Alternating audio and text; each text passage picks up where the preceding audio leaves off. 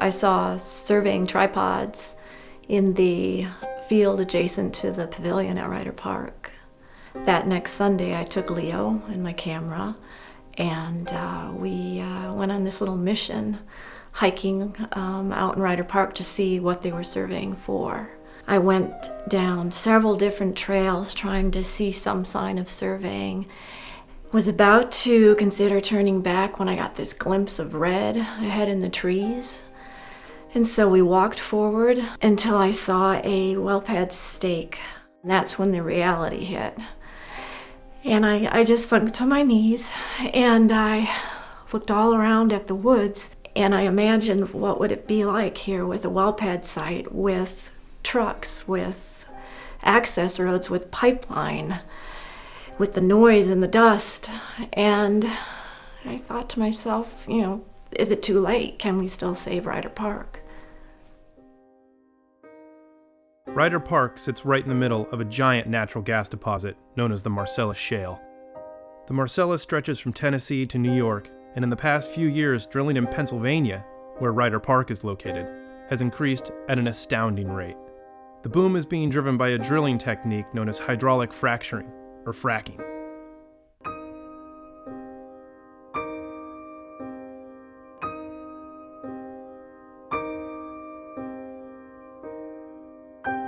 All of this gas, however, comes with a cost. Communities throughout the gas drilling regions have seen their water, air, and land seriously affected by the drilling.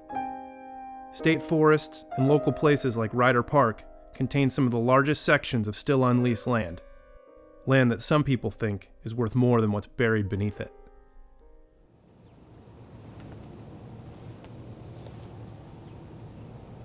What can we do? We have to do something. We can't just go about our business, life as usual, and let this happen. This is the place that we've gone to for the whole time we've been together. Didn't know what we could do, but I said, all right, well, let's see what we can do. And, that was the very humble beginnings of it.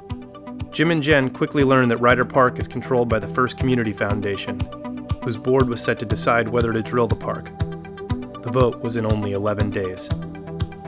I started working on a letter to the editor of the local paper, the Sun-Gazette. I was taking a state and local government class at Penn College, and in class we were learning about special interest groups and the effects that they can have on political decisions. And I actually had my state and local government book sitting in front of the computer, and I was just writing down what I thought we needed to do. And one of the big things that I saw is that ways to influence policymakers is through a petition. Within 2 days, the Slotterbacks had started a petition, sent a letter to the editor, created a website, and formed a Facebook group.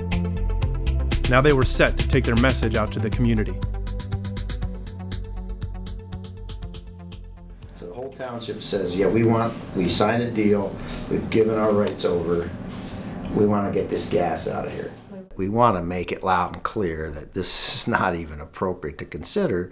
It isn't necessary. You're going to remove all the existing vegetation, all the existing habitat value, all the contours of the landscape. They will be destroyed. So it became, in that way, sort of the quintessential example of what I see the gas industry doing, and that is trampling our land, casting aside our way of life as if none of that matters. So Ryder Park gave us something to focus on. The Responsible Drilling Alliance decided to help the Slotterbacks. They sent out their petition to more than 2,000 people, they bought an ad in the local paper, and they spread the word to everyone they knew. It really caught on in town is that we were out on the street with this little booth and saying, hey, would you sign a petition? And people were saying, I already signed it. I was number 1,485. It was like not only had they signed it, they knew what number they were and they were proud of it. There was a front page news story that ran from Dave Thompson. When that story broke on the front page, we went to over 1,000 signatures in the next 2 days. And then it became an evening event to watch the signature count rise on that petition counter. Cumming County has about 120,000 people in it, and I think the last election they had 9,000 people come out and vote, and we had 4,000 signatures in 11 days, so I think that was really telling of how strong the community felt about this.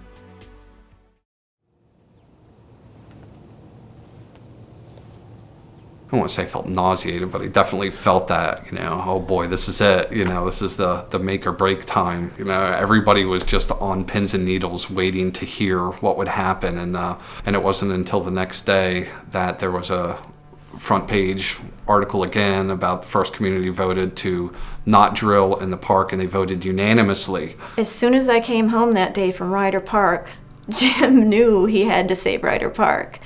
And he had so much energy and worked so hard. He's the best partner you could ever have in trying to do something like this. It was just Jen and I sitting in our living room doing all this, and to have so much support throughout the community was just, like I said, it was humbling to have all that. We just thought, geez, where are the other Ryder parks throughout the state? How do we help them as well?